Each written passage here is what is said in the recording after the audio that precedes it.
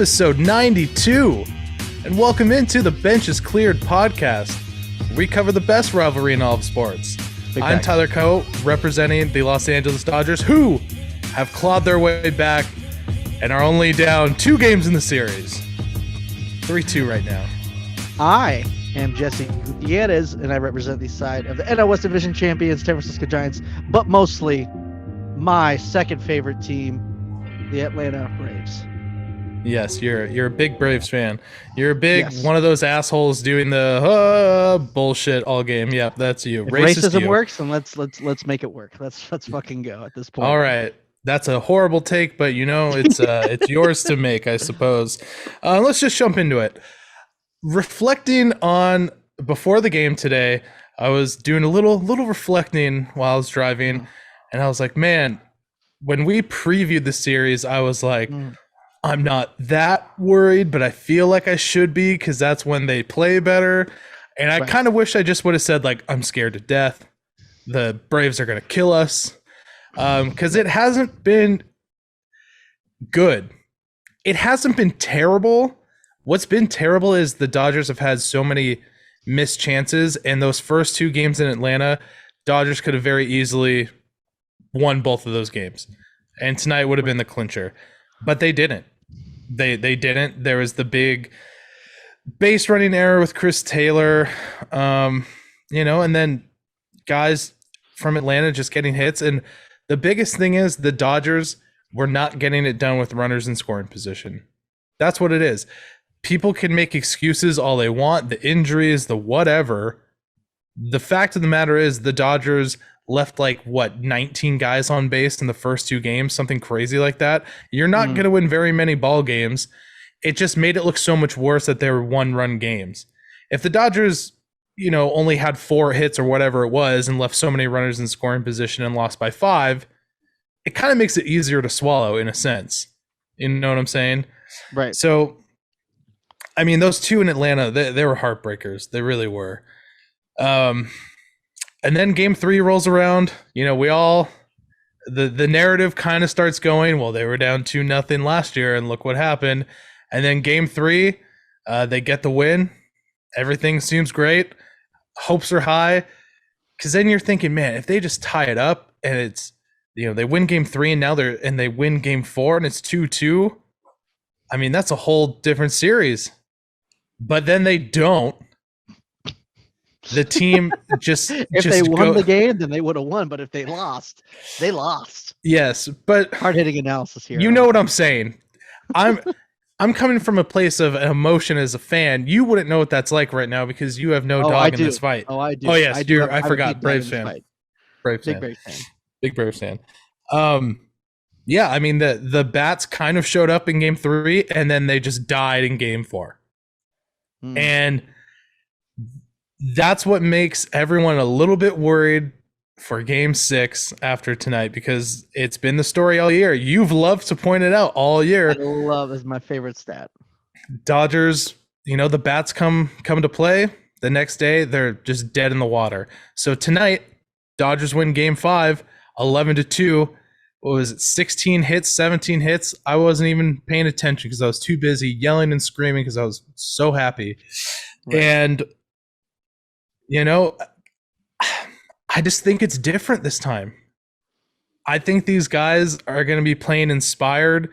They're doing it for Kersh. They're doing it for Max Muncy. And as of yesterday, they're doing it for Justin Turner. Oh, but what's your problem now? What? It's always for somebody. Okay. It's for Vin. It's for fucking, you used the Kershaw thing last year. Oh, it's because we got to get Kershaw a ring. Hey. And this did it's every. Did the Dodgers win the World Series last year? They did. Okay, shut the fuck up. Do it for Vin, and I'm pretty sure you like Vin more than Kershaw. Hey, I like who I like. All right, I went where I went. God damn it! Look what you did, throwing me off. I flabbergasted you. That's fine. I mean, to talk about the other side of this for a second, I guess to just continue interrupting you is. The Braves bullpen has done a lot better than I thought they would. They've held a lot more leads than I thought they would, honestly. If you look to game one, that was a game that they should. After game one, I was very worried because it was a game that they were set up to win, bullpen game versus Max Fried, and they barely won it. They had to scratch and claw their way to win that fucking game. So I was not having a positive outlook in the rest of the series, but the Braves bullpen has actually been decent. Hasn't been giving up a whole lot of games. So and Will Smith has been doing pretty well. I mean, hasn't he's not been as dominant as say someone like Kenley Jansen has been, but he's getting the job done. So you can't really say shit about it. But the main story in all of this obviously has to be this Braves offense. It is just insane. I mean, who would think that Rosario would probably be the best player on the team? I mean, we were talking about Freddie Freeman. Obviously, Austin Riley was the first couple of games. It was like, holy shit, but he's really cooled down. Duvall's had some big hits, and of course, big boy Jock Peterson, Jocktober, has came to play. But we'll see how it goes. I mean, again, let me just expand on. I think you're wrong. I think this year is different. Big reason too is, the one thing that gets me about game one is it's just like you said. It was set up for the Braves to win, and the Dodgers were so close. They were so close, and getting walked off 2 games in a row on the road. I mean, that has to be disheartening. That has to hurt. But now winning this game, I mean, this game obviously extends the series, but I think it's just so much more than that, because now you're getting Max Scherzer on an extra day's rest, which we know he can benefit from because his arm is tired. And then if you win that game, you have Walker Buehler on normal day rest. And that's huge because these guys are tired. They've had to carry a load. And especially, it's been the whole thing this entire postseason. The starters have to go for at least 6 innings, hopefully 7, and they have yet to do that. So if Max Scherzer can go 6, who knows?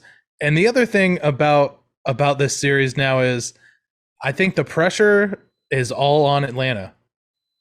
Again, it's all in Atlanta. Listen, because sure, 3-2, you want to put it away tonight just so you can shut everyone up and not have that narrative of last year kind of creep back. But it's starting to creep back. And Jesus Christ, if the Braves lose game 6, anything can happen in game 7. Correct. But the wear that could have on their psyche and the Dodgers knowing that they've done it before, I mean, I think it's going to be huge. But we'll talk prediction down the series a little bit later. Right now, I'm just going to go over game 5 because it just ended. It just happened. Right, just happened. It's fresh in my mind. And to be frankly honest, there's 3 out of the 4 games I could care less to talk about. So we'll talk about game 5 right now. What a game. Because when Joe Kelly gets the start, he gives up 2 runs immediately on a Freddie Freeman just bomb. He hit the shit out of that thing. And it just got me thinking well, at least they're gonna lose tonight. At least they're gonna put us out of our misery, not give us any hope. I mean, big ups to Evan Phillips coming in right off the Joe Kelly injury. Hope Joe Kelly's okay, but I'm sure he'll be replaced. Evan Phillips comes in and pitches 1 1/3, and I think he struck out 3 guys. Had a great outing, and then the bats woke up, and it just it's crazy. Chris Taylor, 3 home runs.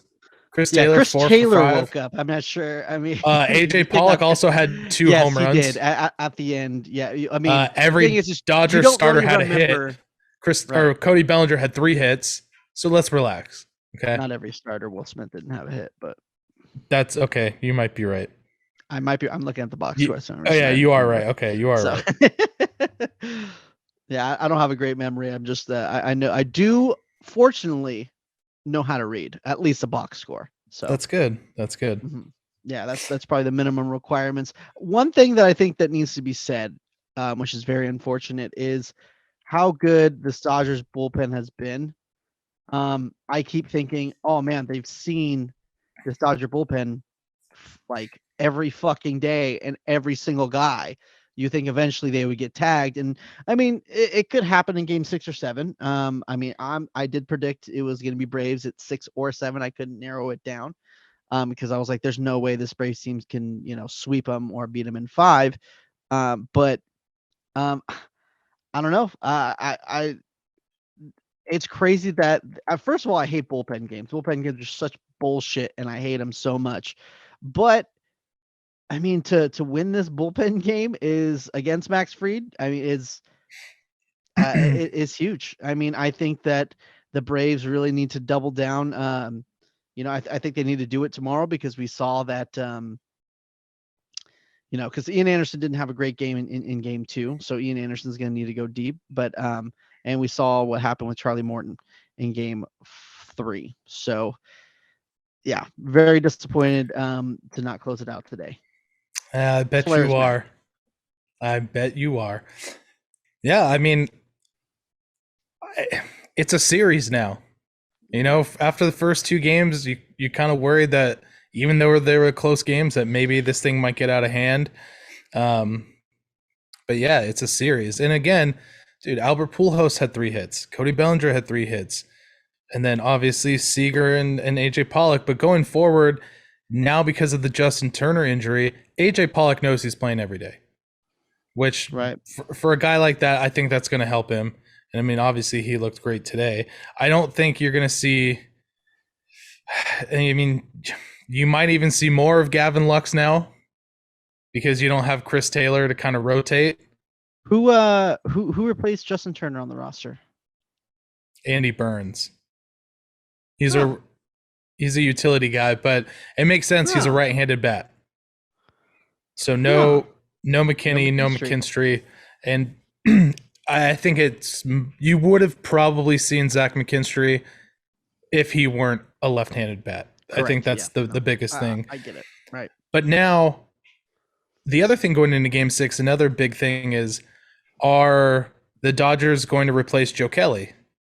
Which would put him out. He wouldn't be, on the World Series roster if they made it that far. So that's huge. Right. But it's also maybe a little bit of an advantage, because you get a guy towards the end of the series that the Braves haven't seen before, and who's a fresh arm. Right. So it's either going to be David Price or Mitch White. It's going to be one of those 2 guys.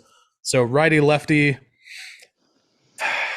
I kind of want to see David Price, to be honest. I mean, Mitch White has more electric stuff, but having another lefty, I think, could be huge. It gives you more options to use Vesia and Brule against guys like Freeman, Rosario, and Peterson. So who knows? Maybe Joe Kelly's fine. I don't know. But I doubt it. I'm sure they'll replace him on the roster. Maybe this is just stupid. Maybe we shouldn't be talking about it, but whatever. Yeah. One small little nugget that I would like to point out, obviously, got to make it about me. Eddie Rosario was traded to the Braves for one Pablo Sandoval. Does it mean anything? Maybe he, passed his postseason magic to my boy Rosario on his way out. I don't know, but yeah, that's the stupidest thing I've heard. Yeah, Rosario, future Giant. I sincerely doubt it. They're going to give him a 10-year. Seeing what he's doing to the Dodgers, Farhan's going to give him 10 years, $35 million a year. Yeah, we'll worth see. Every penny. Yeah, Braves got Jorge Soler back today, so we'll see how that goes moving forward. Maybe that's why you go with Mitch White to have another righty in the bullpen. Who knows? I'm most happy that we get to see at least one more game. You get to put off the Corey Seager's potential last game, Kenley Jansen's potential last game. This could have been their last game at home, but they're still Dodgers right now. Chris Taylor, this could be his last game as a Dodger. So a lot of big stuff coming up, but I think he's not going to be a Giant, you fucking moron. The Dodgers will not let him leave. At this point, I don't think so. Yeah, you're right. I think that it was a definite possibility. Obviously the Farhan connection and yada, yada, yada. But to see how good, Kike and Jock have done, They don't want to, and I felt like the Dodgers felt like they could have replaced him. And the thing is they didn't take into account the postseason heroics, and obviously you see freaking Kike dropping dick over in Boston, and Jock is doing the same here. I think that they match whatever anyone's is gonna offer him. Yeah, So there's no way. right. So if the Dodgers want him back, they'll have him back. Yeah, So. first day he's eligible to re-sign. That 5 years he's getting the bag. 5 years, like I said, don't even question it. It's just funny because he's 31 like, years old. Doesn't matter. Right. They were a lot of Giants writers were talking about how Chris Taylor is a possibility, and honestly, before today's game, I thought the same thing, but after today's game, I feel like Freeman is like, fuck it, dude. No, there's no way. There's no way I can let this dude walk too, because I mean he hasn't brought any undervalued guy in the last year that clicked. So I think it's like you need to keep this dude. Especially because there's no way they re-sign Corey Seager. Unless he moves over to third base, because we've seen twice now in this series that Corey Seager's not that great of a defensive shortstop. Right. Actually, we've seen it 3 times because there was the tag play. He'll have a huge home run, and then everyone's like, "Oh, give Corey Seager the bag," and then he'll have like maybe not an error, but a play that like a lot of shortstops would make, and you're like, I don't know, Trey Turner's fine. No, Corey Seager is going to be a great third baseman, just not a shortstop. So we don't want to go that far down the line. So let's not. But I'm curious for what you think. What's your prediction for the rest of the series? I'm gonna stick to my guns. It's gonna be Braves, but I'm gonna say in 6. I feel like if they're gonna win the series, they need to do it. I don't think they want to go to a game 7. I know that they kind of messed around Walker Buehler a lot more than they did Scherzer. I think Scherzer was more of they took him out, premature ejaculator. So I just they need to do it, because the thing is who are they gonna throw? They're gonna throw Charlie Morton, and Charlie Morton got freaking dick slapped. So actually not really. He didn't get dick. It looked like he was going to, but actually turned it around. I don't know. Maybe I'm talking out my ass, but guess what? Game 6, it's gonna happen. Ian Anderson's gonna freaking. I doubt it. He's gonna go. He's gonna get lit the fuck up. Shutty, and the bullpen's gonna just barely hang it on, but keep it on. Braves are going on, and then they stop playing the Dodgers, so they're no longer my second favorite team. Doubt it. I'm saying Dodgers in 7, baby. Of course. I wouldn't have said that a couple days ago.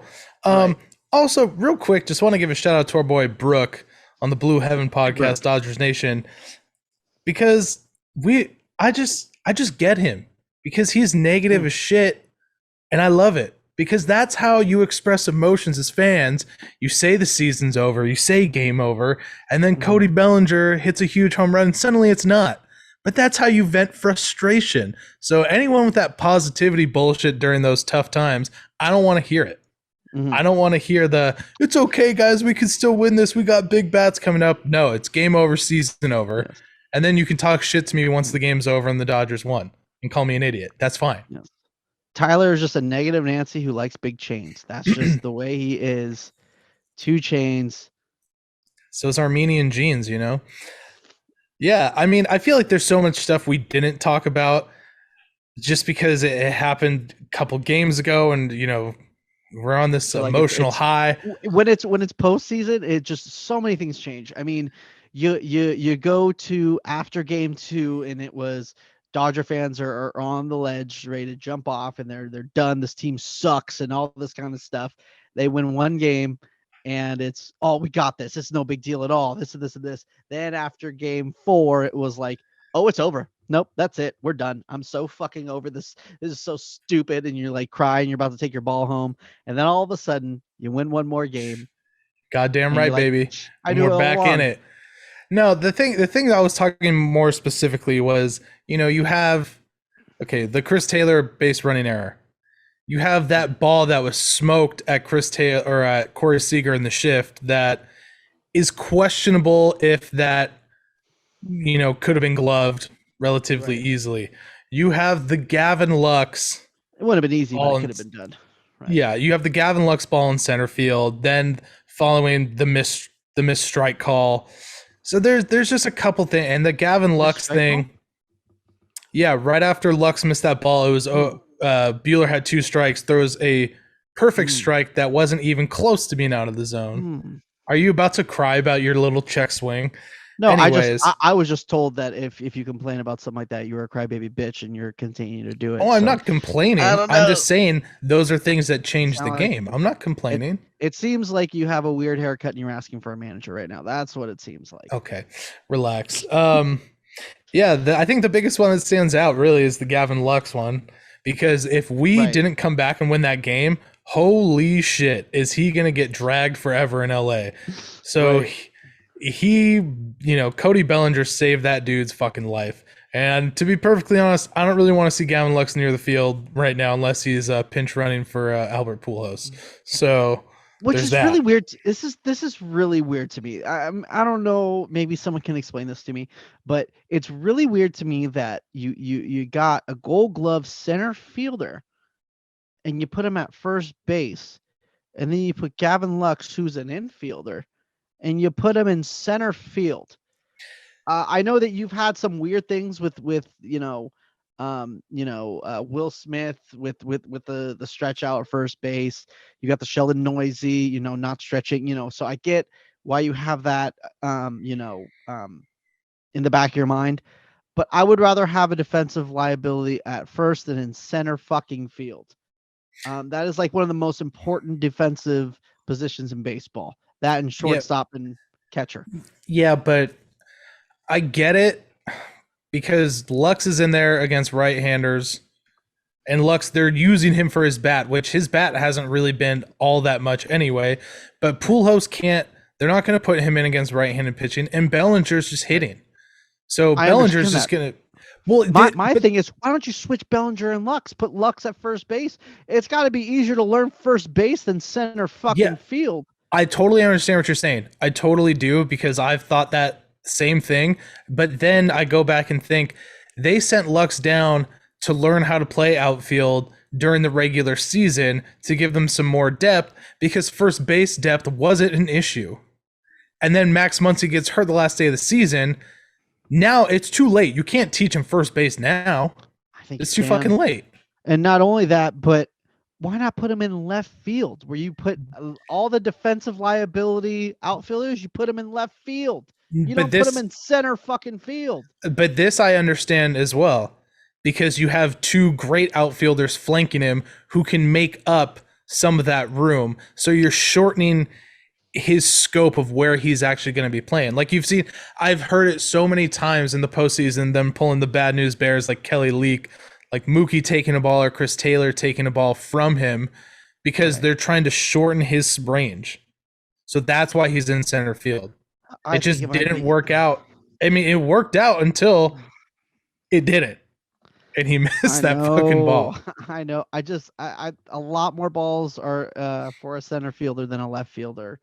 I mean, I don't know if it's just because we don't notice it, because I don't know. Just a lot more tougher plays are in center field. I'm sorry, it makes no sense to me.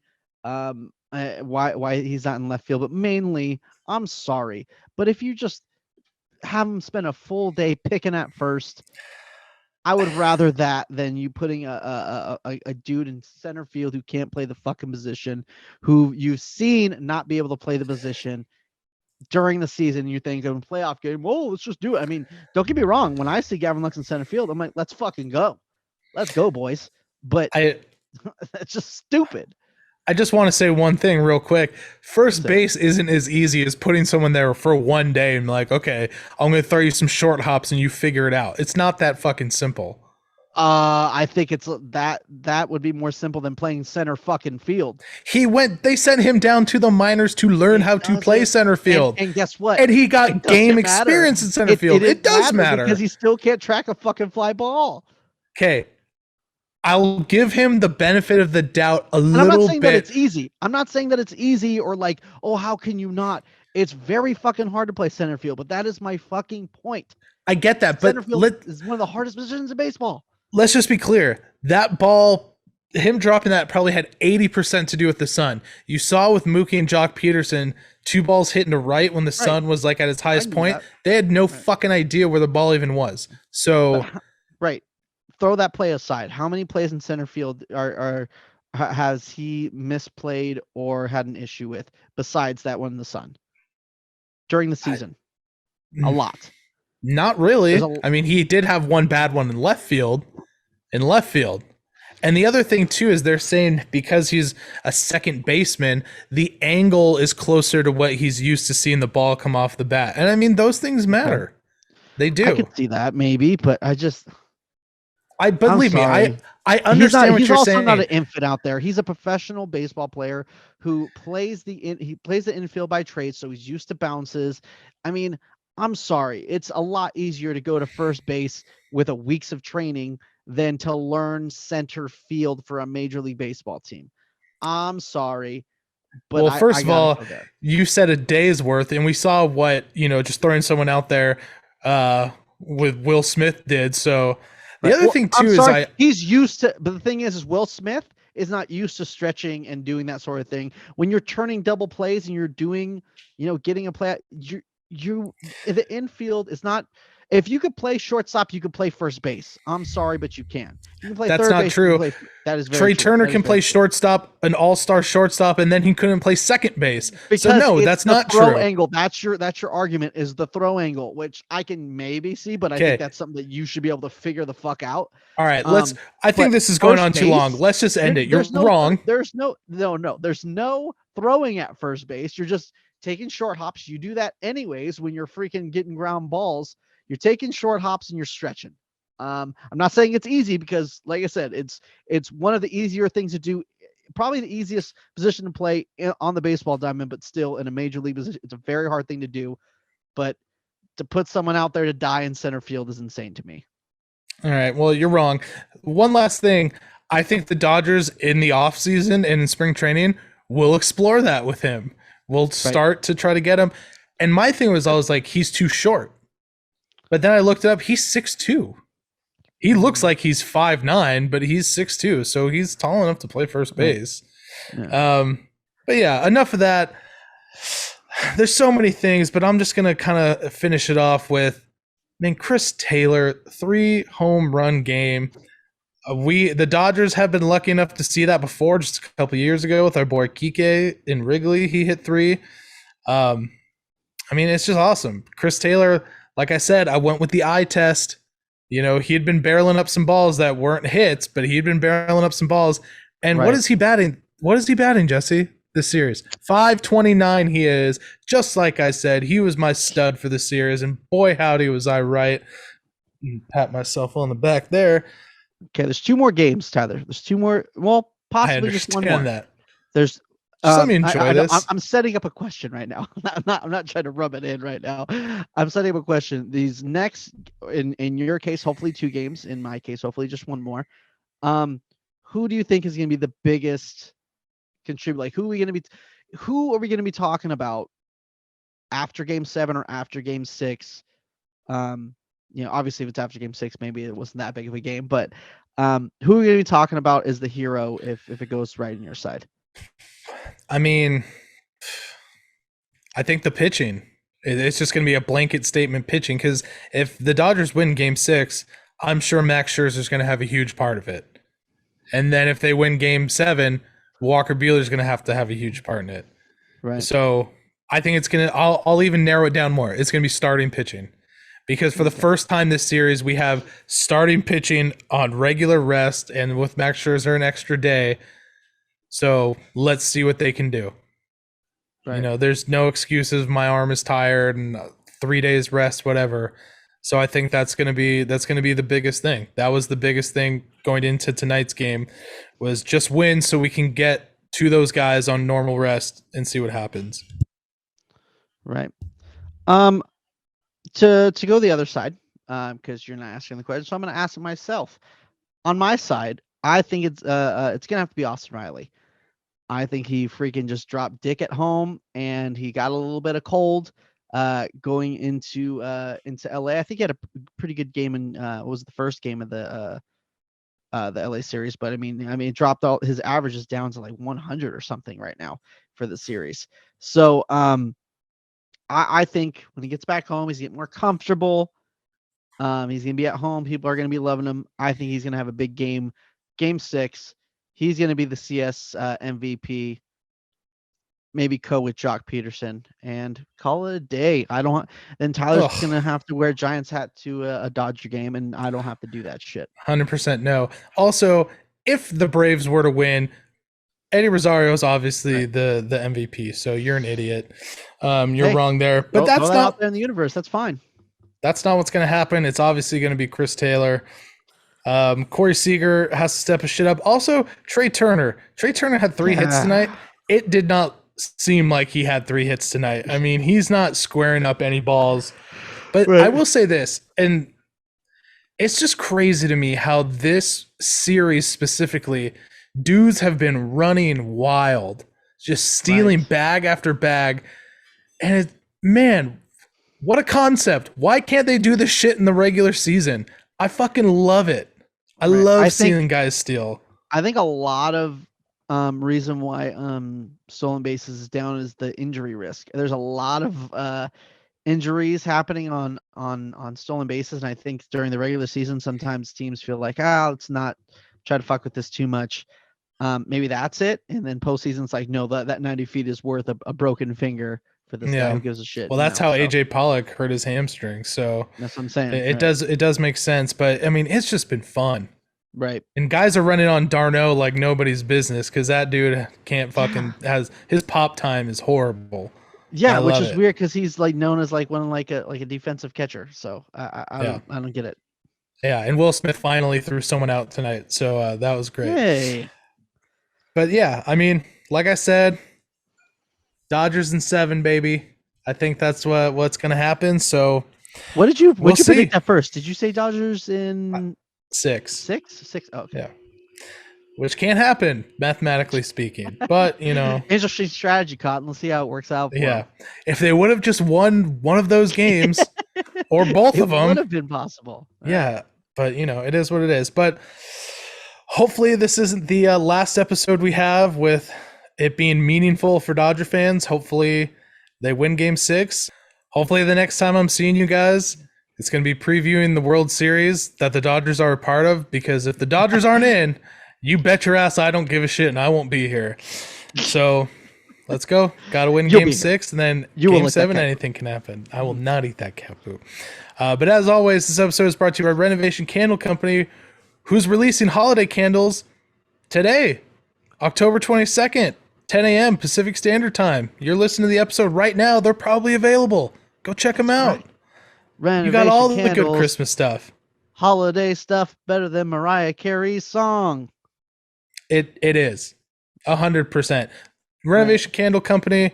It's on number 1 on the Billboard Top 200 by far, hands down. Big facts. I off subject. I feel like that's just going to be like a something that our grandkids are going to roast us for. Is that the fact that we were alive when that song was recorded? It's really fucking good though. It's so good. It's so good. Is that you? Are you like the sad guy who just loves Christmas music? No, but that song is great. That's the best Christmas song there is. By far. What's that one with the grandma that got ran over by a reindeer? Oh, grandma got run over by a reindeer? Nah, I don't think so. Thank you guys so much for listening to this episode. Make sure to follow us on Instagram, Benches Cleared Podcast, Twitter, Benches Cleared P, and TikTok at Benches Cleared. See you guys at the end of this series. Thank you so much for listening. We'll see Dodgers you guys in 7, baby.